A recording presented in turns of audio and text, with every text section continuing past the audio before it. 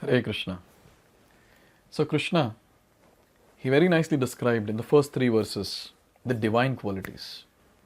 And after that, he listed down the demoniac qualities in Shloka number 4.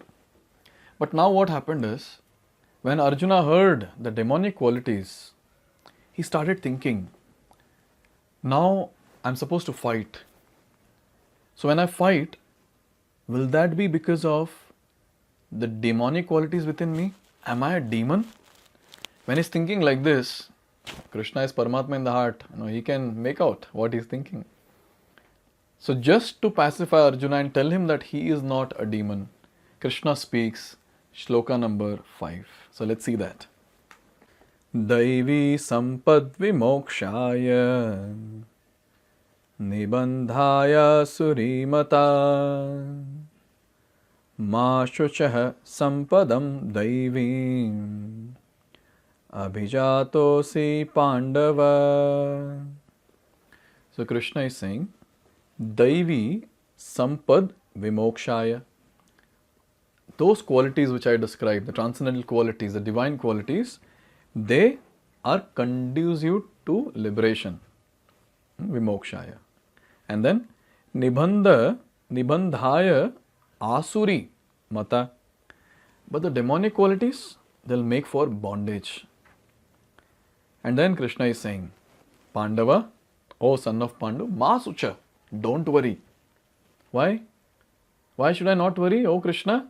Krishna is saying, Sampadam daivim abhijataha, is saying, because you are born with the divine qualities. So this is called as our sweet Lord. He's telling his devotee, Arey, don't worry. You are born with divine qualities. Why are you confused so much? So here Krishna has made a very, very important statement. The divine qualities will help the person to march towards liberation, to break the cycle of birth and death. But the ones who have demonic qualities, that person will be gliding down towards hell. And more importantly, before that, he will be bound in this material world, lifetime after lifetime after lifetime. So here, Prabhupada is saying that Lord Krishna encouraged Arjuna by telling him that he was not born with demonic qualities. So Krishna is specifically using this word ma shucha, don't worry. You are not a demon. You don't possess demonic qualities. Why? Why is Krishna saying this?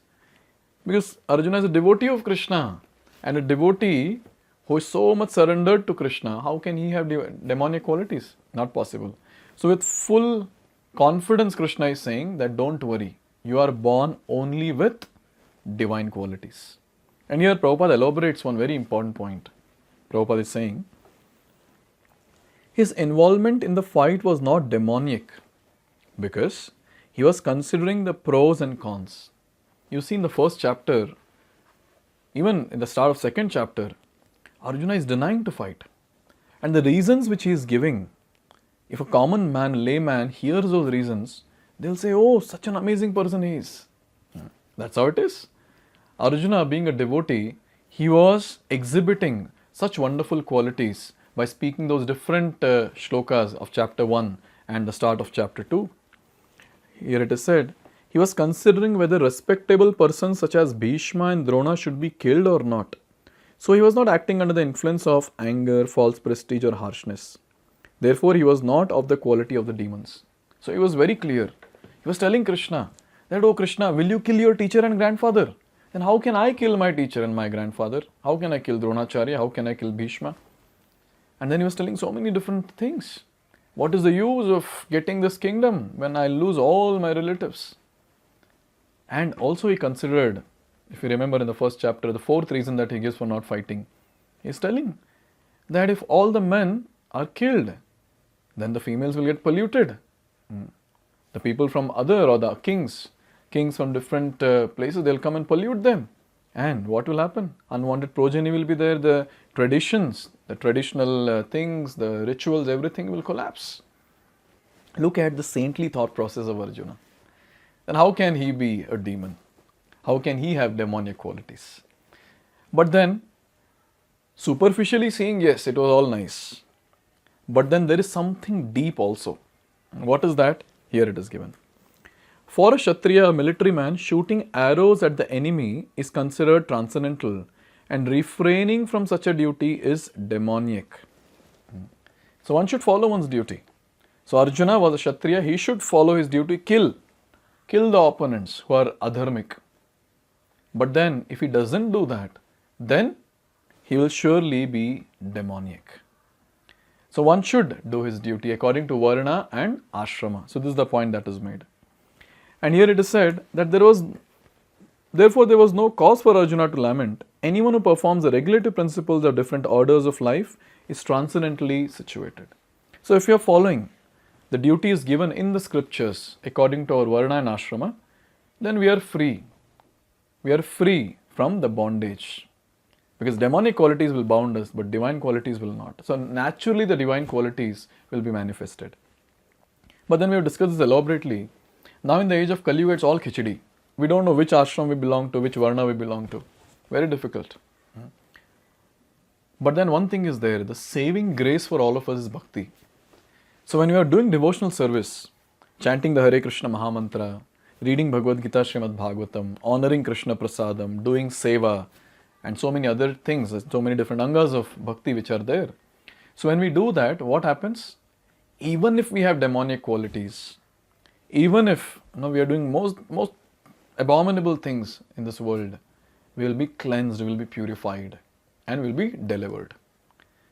In one of the places in the Vedic scriptures, it is said, the ones who are practicing bhakti, they are devotees, and rest others are demons. A very strong statement is made. Very, very strong statement is made. And that's the truth also. Because if we are not doing bhakti, then what will happen? Cleansing effect will not be there. And with time, more and more demonic qualities will be added.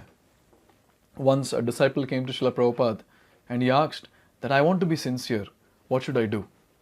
And Prabhupada gave an example. He said that if I want to be a drunkard, what should I do? Go associate with other drunkards. So if you want to be sincere, associate with these devotees who are sincere. So when we associate with devotees who are sincere, who have divine qualities, we will also imbibe those. But if it's the other way around, associating with the ones who are not practicing bhakti, we will also become like them. Very simple. So in this way, in this particular shloka, Krishna made it very clear for Arjuna that don't worry, ma shucha, you don't have demonic qualities. But then looking at the face of Arjuna, he was still in lamentation. So just to make sure Arjuna understands what are the demonic qualities, and at the same time, through Arjuna, we also understand what are the demonic qualities, Krishna starts elaborating more on the demonic qualities and the demonic thought process. So let's see this very, very wonderful section from the next shloka onwards. Hare Krishna. Hare Krishna, Hare Krishna, Krishna Krishna.